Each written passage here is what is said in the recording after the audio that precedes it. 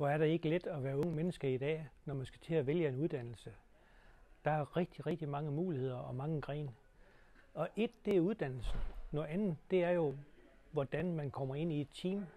Hvad med kollegaskab? Hvad med, det er ikke kun det faglige. Hvad med de kollegaer, man får? Er det nogen, der giver en energi, eller nogen, der tapper en for energi? Og der vil vi i hvert fald arbejde for i Ukehøj, at det er rigtig godt kollegaskab. Vi har det godt med hinanden, vi passer på hinanden, og vi udfordrer hinanden. Det er sådan i Ukehøj. Vi er med alle hele vejen, både vores kunder og vores medarbejdere. Og jo yngre de starter her, jo mere kan vi være med til at forme fremtiden for dem.